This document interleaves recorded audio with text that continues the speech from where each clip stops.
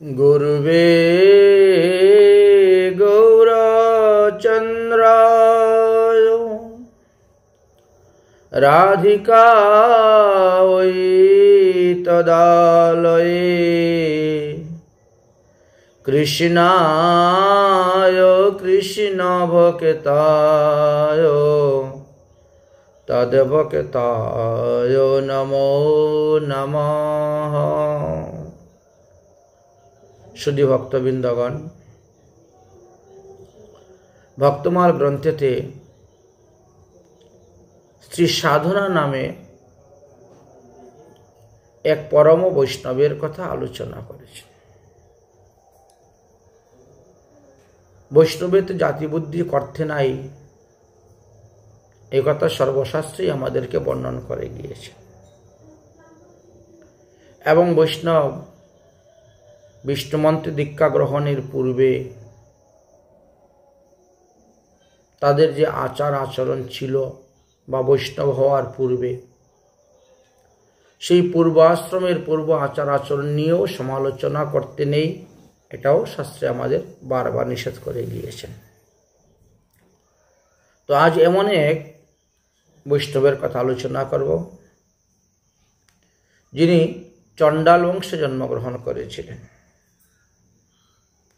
এবং তিনার ব্যবসা ছিল কসাইখানা।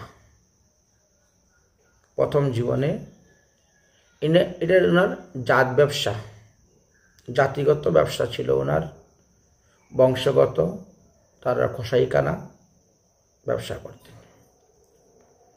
পরবর্তী সময়ে তিনি কিভাবে বৈষ্ণব হলেন এবং এমন বৈষ্ণবই হয়েছিলেন যে সাক্ষাৎ জগন্নাথ দেব পর্যন্ত তাদের পূজারীকে পাঠিয়ে তাকে পালকিতে করে জগন্নাথ মন্দিরে নিয়ে গিয়েছিলেন। তা আসুন প্রথম জীবন থেকে আমরা আরম্ভ করি।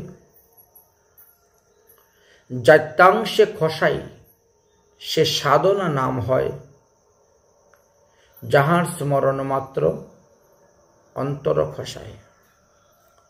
যদিও সাধনা শব্দটা স্ত্রীলিঙ্গের মতো পড়ে যায়, সাধন শব্দটা পুংলিঙ্গ, সাধন পুরুষ নাম সাধন, কিন্তু ওনার নাম সাধনা বলে সবাই ডাকত, বা সাধন যাই হোক। তো এমন বৈষ্ণবের জীবনী কথা শুনলে পরে আমরা বুঝতে পারব যে এই জগতে কাউকেই হিংসা করতে নাই, বা ঘৃণাও করতে নাই, নিন্দাও করতে নাই। কারণ ভগবান যে কখন কাকে কিভাবে কৃপা করবেন সেটা বলা যায় না। তো জাত্যাংশে কসাইসে সাধন নাম হয়, যাহার স্মরণ যায় অন্তর কষায়। কৃষ্ণ গুণগান সদা বৈষ্ণব সেবক, জাতি ধর্ম নাহি হয় জীবেরও হিংসক। তবে তিনি কোনো জীবন্ত প্রাণীকে কাটতেন না। তিনি ওই মরা মাংস কিনে এনে বিক্রি করতেন, পাইকারি দরে কিনে আনতেন আর খুচরা দরে বিক্রি করতেন। এইভাবে সর্বদাই কৃষ্ণ গুণগান করতেন। যেখানে সাধু সেবা হয়, বৈষ্ণব সেবা হয়, সেখানেও যেতেন এবং যথাসময় যতটুকু সমর্থ হয় তিনিও সাধু বৈষ্ণবদেরকে দান দক্ষিণা করতেন, সেবার জন্য অর্থ দান আদি করতেন। তো জাতি ধর্ম তিনার, তবে তিনি জীব হিংসক নয়, নাহি হয় জীবহিংসক। জীব হিংসা করতেন না, অর্থাৎ তিনি কাটতেন না, তিনি ওই কিনে আনতেন, বিক্রি করতেন। যেমন এইভাবে অনেকেই আছে, পাইকারি দরে মাছ কিনে নিয়ে আসেন, খুচরা দরে বিক্রি করে জীবনযাপন করতেছেন। তো এইভাবে তিনিও এই ব্যবসাকে অবলম্বন করে চলছেন। কিনিয়া আনিয়া মাংস বেচে দুজনায়। মাংস কিনে এনেই তিনি বিক্রি করতেন। কোনো পাঁঠা কষি হাঁস মুরগি কোনো প্রাণীকে তিনি বলি দিতেন না, কাটতেন না। তো তিনার যে একটা বাটকারা ছিল, মানে ওজন করে মেপে দেওয়ার যে পাথরটা, তাকে আমরা বাটকারা বলি। তো বাটকারা বলিয়া জানে পাথরের থুম। আগেরকার দিনে শের, তারপরে আসলো এখন কেজি। তো অনেক সময় অনেকে ওই পাথর হারিয়ে গেলে বা ওই পাথরের ওজনে পাথর রেখে দিত, এটা আমার 1 কিলো ওজনের, ওটা আধা কিলো, ওটা 250 গ্রাম, এইভাবে পাথর রেখে দিতেন। গ্রামগঞ্জে এইভাবেই আগে প্রথা ছিল, চলতো সেই পাথর অনুসারে। তো বাটকারা আনিয়া জানে পাথরের থুম। একটা পাথরের থুম তিনি এনেছেন, ওটা এনে তিনি ওইটাকে বাটকারা রূপে তিনি চালাচ্ছেন, কিন্তু এটা যে শালগ্রাম শিলা সেটা তিনি জানতেন না। শালগ্রাম শিলা বলে এটা তিনি জানতেন না।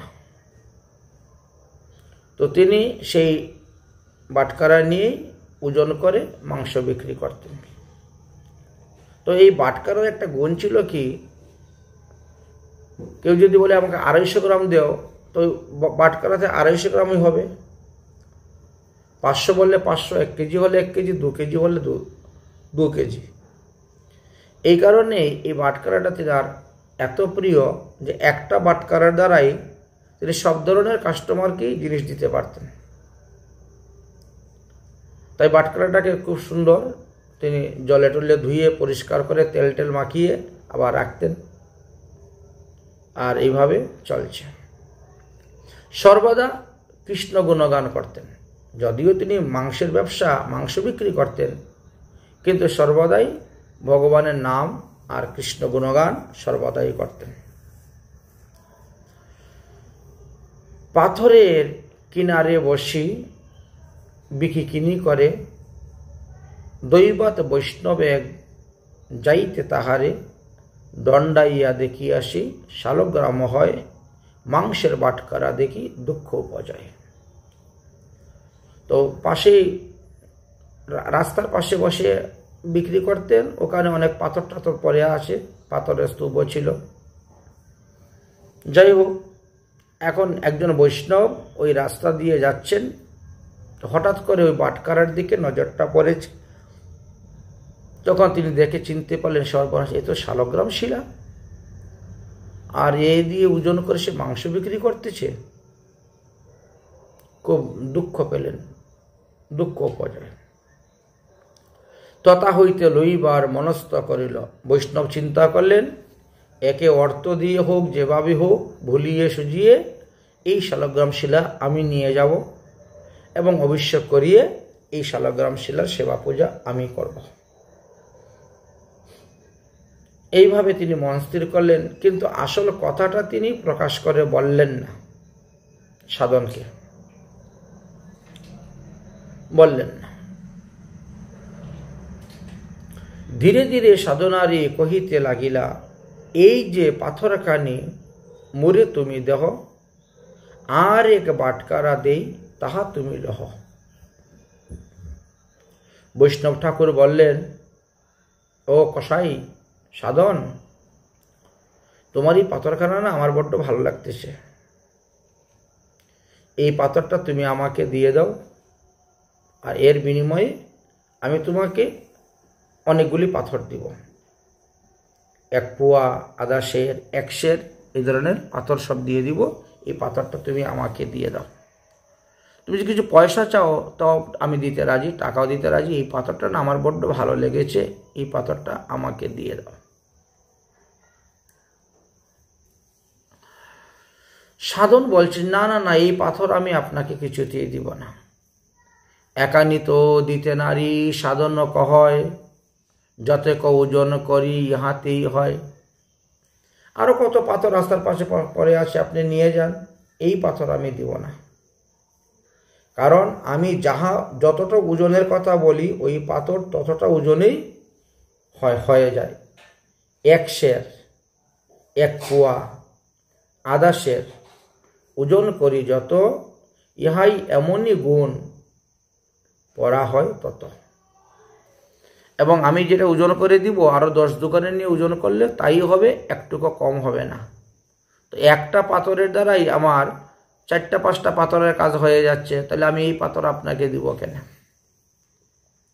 বৈষ্ণব কহেন, ভাই অবশ্যই আমারে ওই যে পাথরখানি দিতে হইবে তোরে। বৈষ্ণব ঠাকুর বলছেন, এই পাথরটা আমার ভালো লেগেছে, আমি নিব, তার বিনিময়ে তুমি যত টাকা চাও, যা চাও তা আমি দিব, তথাপি এই পাথরটা আমাকে দাও, আমার ভালো লেগেছে, আমি নিয়ে যাব। বৈষ্ণবের একান্ত আগ্রহ দেখিয়া সাধন তখন কেউ দিয়ে দিলেন, যাও ঠিক আছে, তোমার যখন এত আগ্রহ আর বৈষ্ণব মানুষ, তুমি চেয়েছ, না দিলে তো আমার অপরাধ হইবে, আচ্ছা নিয়ে যাও, আমি না হলে আরেকটা পাথর ব্যবস্থা করে নেব। এই বলে সাধন দিয়ে দিলেন। এমনিও তো তিনি বৈষ্ণব সেবা করেন, বৈষ্ণবের প্রতি তার গাঢ় অনুরাগ ভক্তি, এবং নিজেও হরি গুণগান কীর্তন সর্বদা করেন, কিন্তু জাতিগত পেশা ব্যবসা সেটা তিনি করে যাচ্ছেন জীবিকা নির্বাহ করার জন্য।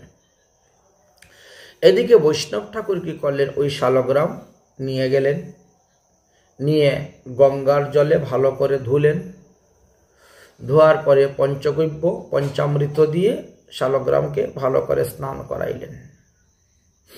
স্নান করাইয়ে চন্দন ফুল তুলসী আদি সুন্দর করে শালগ্রামের পূজা করলেন।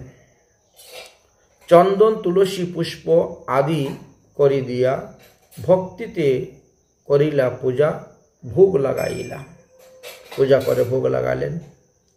রাত্রিতে উত্তম পালঙ্কের মধ্যে শালগ্রাম শিলার শয়নও করিয়ে দিলেন। অনেক গান বাজনা পাঠ কীর্তন নৃত্য সবকিছুই হলো। রাত্রিবেলা শালগ্রাম শিলার স্বপ্নে দেখাচ্ছেন সেই বৈষ্ণবকে। রাত্রি যুগে তারে কহিন, ঠাকুর স্বপনে তুমি কেন আমারে আনিলে এইখানে? সাধনার স্থানে মই সুখে আছিলাম, তার মুখে সর্বদা গুণগান শুনিতাম। শালগ্রাম শিলা স্বপ্নেতে আদেশ দিচ্ছেন বৈষ্ণবকে, তুমি কেন আমাকে তোমার বাড়িতে নিয়ে এসেছো? ওখানে তো আমি ভালোই ছিলাম, সুখেই ছিলাম, সর্বদা সে আমার গুণগান করত এবং তার মুখে আমি সর্বদা গুণগান শুনতাম। তোমার মুখে তো সর্বদা শুনতে পাই না, তুমি যখন ঠাকুর ঘরে আসো তখন, অন্য সময় তো শুনতে পাই না, কিন্তু ওই বেচারা সবসময়ই আমার নাম গুণগান করত, সবসময় শুনতে পাইতাম। অতএব তুমি আমাকে সেখানেই দিয়ে আসো, ওখানেই আমি ভালো আছি, সুখে আছি, আনন্দে আছি। তাহার মুখে মোর গুণগান শুনিতাম, তাহাতে আমার বড় সুখ উপজয়, অতএব শীঘ্রই নিয়ে রাখো তাই।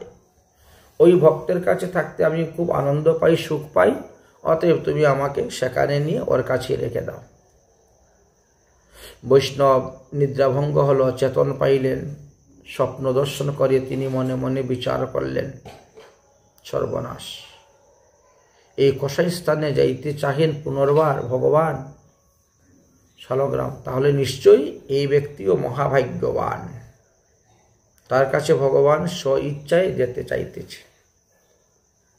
ইহাতেই বুঝি সেই বড় ভাগ্যবান, প্রাকৃত না হবে সেই ভক্তির বিধান। তাহলে এই ব্যক্তি সাধারণ মানুষ নয়, দেখতে হয়তো তার জাতি ব্যবসা করতেছে, কিন্তু একজন পরম ভক্ত, না হলে ভগবান কি স্বপ্নে আদেশ দেন? এতক বিচারিয়া তবে শালগ্রাম ঠাকুর লইয়া প্রাতকালে সাধনার বাড়িতে গিয়ে দিলা। একেবারে সেই সাধনার বাড়িতে গিয়ে উপস্থিত হয়ে গেলেন, হয়ে বলেন, ভাই তোমার পাথর তুমি নিয়ে নাও। নিরকিয়া তার সাধু অন্তর বাহির অনুভব হইল এই মহান গম্ভীর। সাধনা তখন বৈষ্ণবের চরণ দণ্ডবত প্রণাম করে বললেন, কি ব্যাপার, আপনি কালকে এত আগ্রহ করলেন, আগ্রহ করে নিয়ে গেলেন, আর আজকে আবার সেটা ফেরত দিয়ে দিচ্ছেন, কি ব্যাপার, কারণটা কি, আপনি কৃপা করে বলুন। দণ্ডবত প্রণাম করিয়া তারে কহে, এই বাট করা তব প্রাকৃতিক নহে। বৈষ্ণব তখন উল্টা সাধনাকে প্রণাম করে বলছেন, ভাই তোমার যে এই বাটখারাটা, এই বাটখারা কোনো সাধারণ পাথর নয়, এই প্রাকৃতিক জগতের পাথর নয়, এটা অপ্রাকৃত। তুমি তো জানো না, চিনো না। আমি চিনেই ছল করে তোমার কাছ থেকে নিয়েছিলাম, তোমাকে ঘটনাটা বলি নাই। এটা কিন্তু শালগ্রাম শিলা, সাক্ষাৎ ভগবান বিষ্ণু। এই বাটখারা তব প্রাকৃতিক নহে। শালগ্রাম হই তুমি ভজহ তাহারে, সাক্ষাৎ সেই কৃপা করিবে তোমারে। অতএব তুমি এটা দিয়ে মাংস বিক্রি করিও না, পূজন করে এটাকে সাধন ভজন করো, পূজন করো, তাহলেই এই শালগ্রাম শিলার কৃপাতেই তুমি মুক্তি লাভ করতে পারবে। আমি তো ছলনা করিয়া লইয়া গেনু ঘরে, তোমাকে না বলে ছলনা করে ঘরে নিয়ে গিয়েছিলাম, কিন্তু মোরে কৃপা নাহি কইল সন্মত তোমারে। আমাকে শালগ্রাম শিলা বিষ্ণু কৃপা করলেন না, কৃপা করলেন তোমারে। তোমার কাছে থাকতে উনি ভালোবাসেন, তোমার মুখে তেনার গুণগান শুনতে ভালোবাসেন, অতএব রাখো তোমার কাছে। এতক শুনিয়া সাধনার চিত্ত দ্রবীভূত হলো সর্বনাশ। এতদিন যাবৎ আমি এই ব্যবসা করে যাচ্ছি শালগ্রাম শিলাকে নিয়ে, যে সাক্ষাৎ ভগবান বিষ্ণু। চিত্ত দ্রবীভূত হয়ে গেল, চিত্তেতে নির্বেদ উপস্থিত হয়ে গেল। বললেন যে আজকে থেকে আমি আর এই মাংস বিক্রি ব্যবসা করব না, শেষ। প্রাণের অধিক করে এই শালগ্রাম শিলাকে রাখবো, সেবা পূজা করব, ভিক্ষা করে খাবো, তথাপিও এই ব্যবসা আর করব না। এতক শুনিয়া সাধনার চিত্ত দ্রবী গেল, প্রাণীর অধিক করিয়া শালগ্রাম শিলাকে রাখিল। গৃহ পরিবার কুলাচার সব ত্যাগিল। যখন তিনি জানতে পারলেন এটা শালগ্রাম শিলা, তার পূজা করলেই মুক্তি, তখন তিনি সঙ্গে সঙ্গেই গৃহ ত্যাগ করলেন, স্ত্রী পুত্র কন্যা ত্যাগ করলেন, এবং লোকাচার, দেশাচার, কুলাচার যা আছে, বংশের আচার সব ত্যাগ করে দিলেন। ভিন্ন এক স্থানে রহি ঠাকুর লইয়া, এবং গ্রামের অন্তরালে গিয়ে একটি ছোট্ট ঝুপড়িঘর বানিয়ে সেখানে ঠাকুর নিয়ে আলাদা থাকেন। প্রতিদিন ভিক্ষা করতে বেরোন, ভিক্ষা করিয়া যে সমস্ত দ্রব্য আনেন সেগুলা রান্না করে ভগবানের ভোগ দেন, প্রসাদ পান। ভিক্ষা করি ঠাকুরের সেবন করয়, নাহি কোনো ব্যবসা, নাহি যাচ্ছিল কথা। শেষ পর্যন্ত তিনি আর ভিক্ষা করতেও যান না, অযাচিতভাবে ইনার কাছে যা আসে তাই ভোগ দেন, প্রসাদ পান। কতক দিবস পরে বাঞ্ছা হইল মনে, শ্রী পুরুষোত্তমে জগন্নাথ দর্শনে। এইভাবে কিছুদিন ভজন করার পরে নীলাচলে পুরুষোত্তম জগন্নাথ দেব দর্শন করার জন্য ইচ্ছা হলো। অনেক যাত্রী রথযাত্রা উপলক্ষে জগন্নাথপুরীতে যান, তাদের সঙ্গে তিনিও যাত্রা শুরু করলেন। প্রেমাবেশে জগন্নাথ মন্দির দর্শনে চলিল, সেই দেশীয় যাত্রিক বহু পথেতে মিলিল। পথে যাত্রিকের সঙ্গে রওনা হলেন।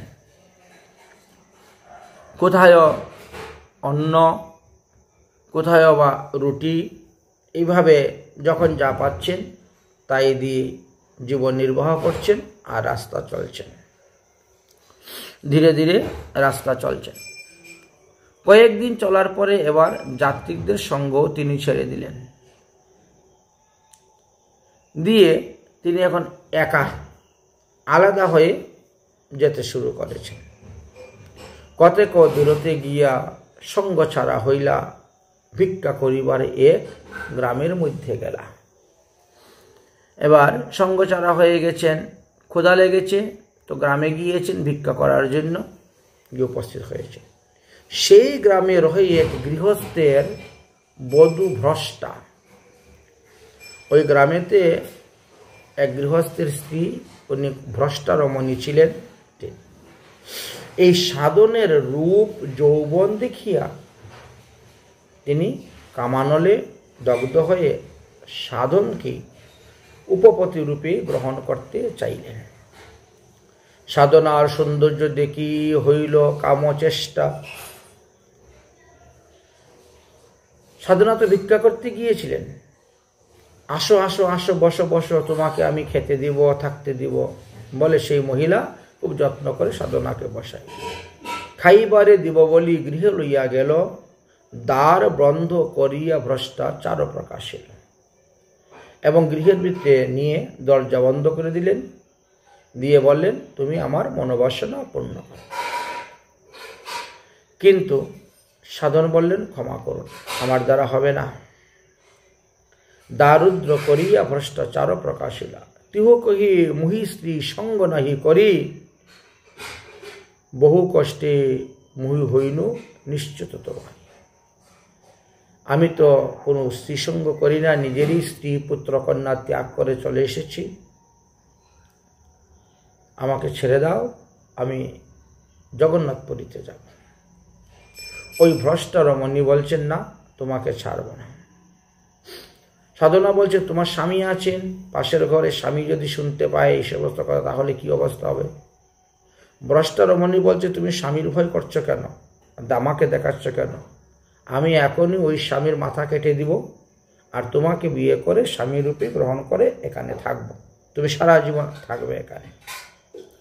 বরঞ্চ স্বামীর মই মস্তক কাটিয়া তোমার সাক্ষাতে আনিয়া দিব প্রত্যয় করিয়া। দেখো, এই বলে সেই ভ্রষ্টা রমণী গিয়ে স্বামীর ঘুমন্ত অবস্থায় স্বামী ছিলেন, স্বামীর মাথা কেটে নিয়ে এনে দিয়েছে সাধকার কাছে। এই দেখো, স্বামীর মাথা কেটে নিয়ে এসেছি, স্বামীকে দিয়ে কোনো ভয় নেই, অতএব তুমি আমার মনোবাসনা পূর্ণ। তোমার সাক্ষাতে আনিয়ে প্রত্যক্ষ লাগিয়া অন্য ঘরে স্বামী তাহার নিদ্রিত আছিলা, ছুরি মারিয়া তাহার মস্তক কাটিয়া কাটামুণ্ড আনিয়া দিল, সাধনার অগ্রেতে ধরিলা। সর্বনাশ! সাধনা তো তখন ভয়ে বিবল হয়ে গেলেন, ভীত হয়ে গেলেন।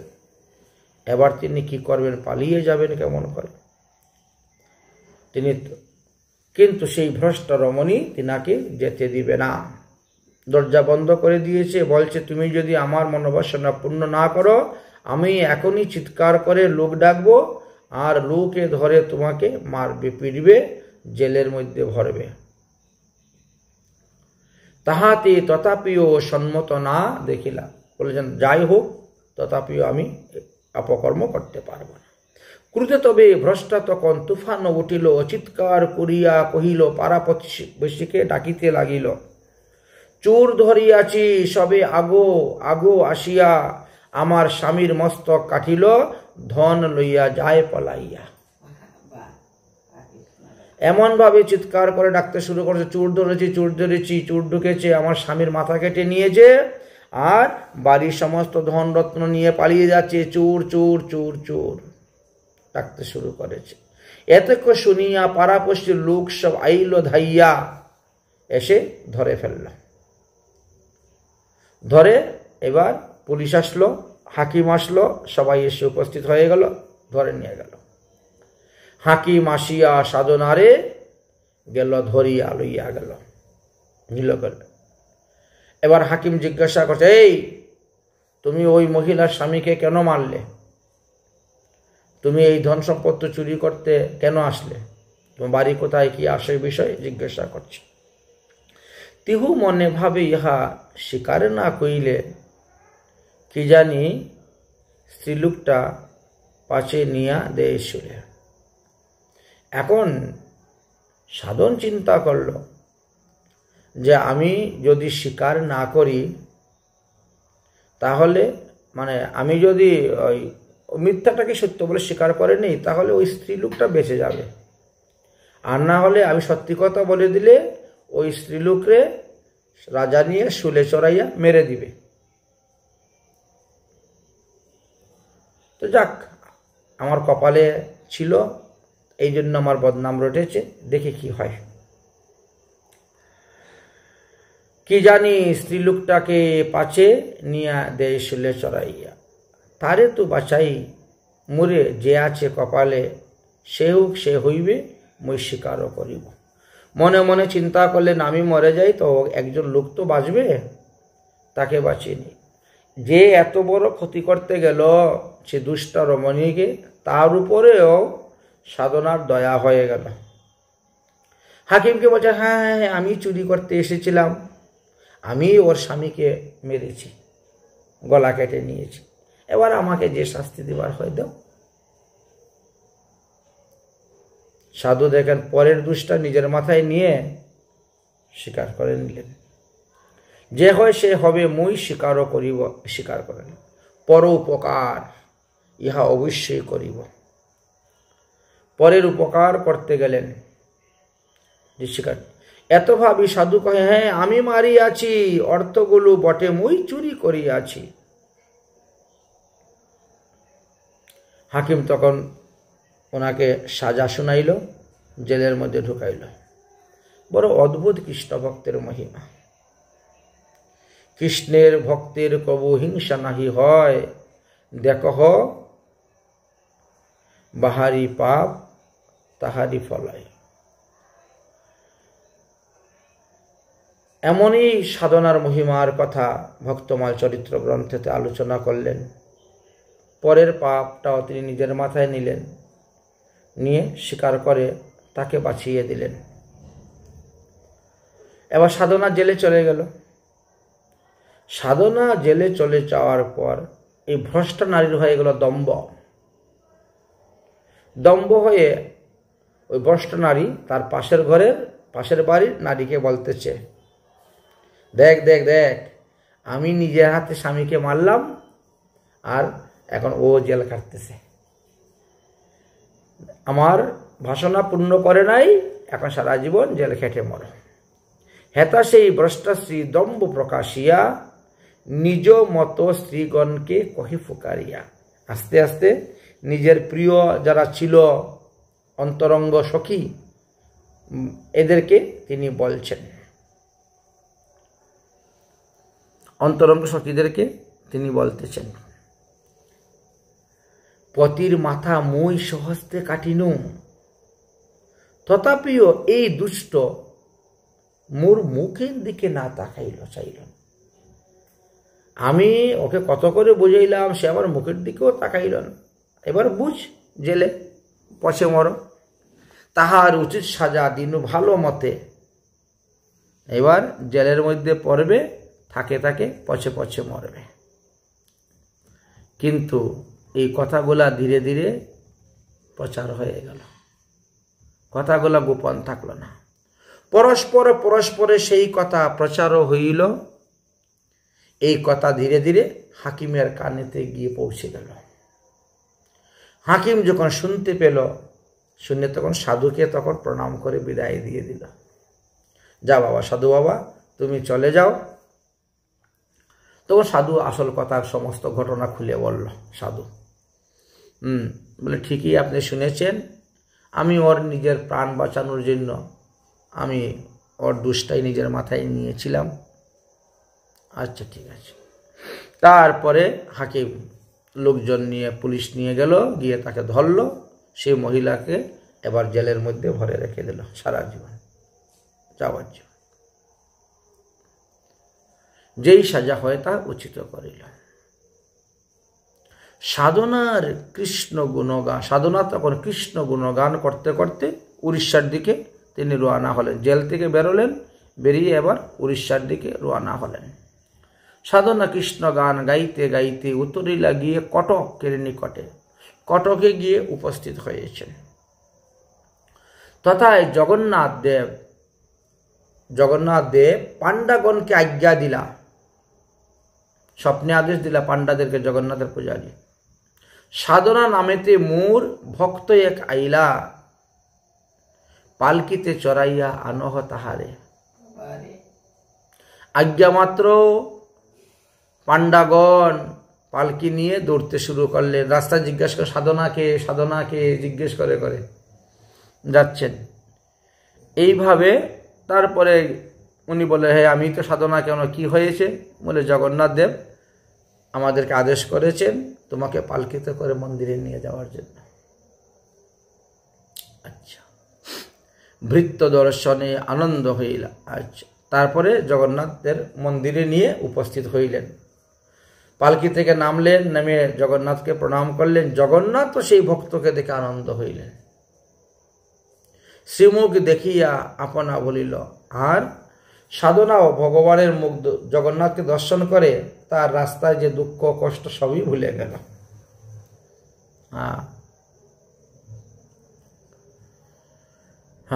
এবার সে চিন্তা করতেছে যে আমি কসাই বলিয়ে লোকে আমার কত ঘৃণা করত, মাংস বিক্রি করতো তো, কসাই বলিয়া সে কত ঘৃণা করত লোকে। আর আজ দেখো জগন্নাথের কি চমৎকার, জগন্নাথ তাকে একবারে প্রিয় করে নিলেন। সাধনা তাহার সেই সাধন চরণ, শ্রীপাদ পদ্ম শিরে করে ধারণ। তো যখনই তিনি আর জানতে পারলেন শালগ্রাম শিলা বা শালগ্রাম শিলার মহিমা, সেদিন থেকেই তো তিনি পরম বৈষ্ণব হয়ে গেলেন, সাধু হয়ে গেলেন। হয়ে সাধন ভজন করতে করতে তিনি কৃতার্থ হয়ে গেলেন।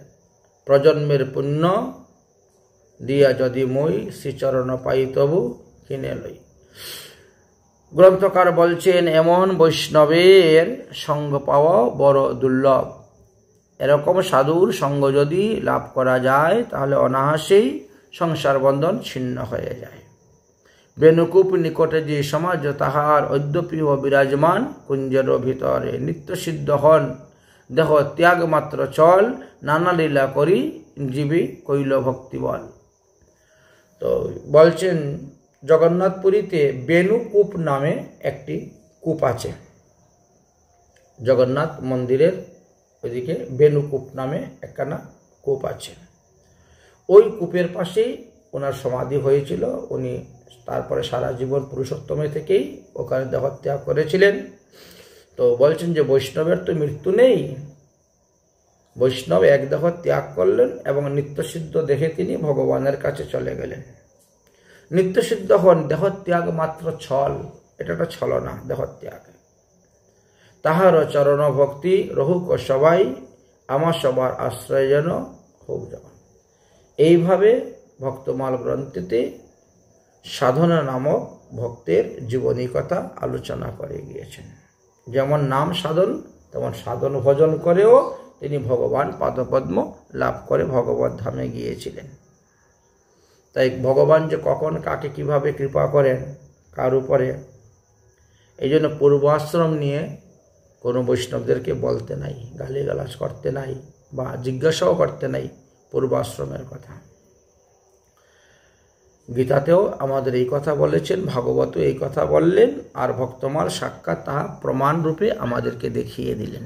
জয় রাধে।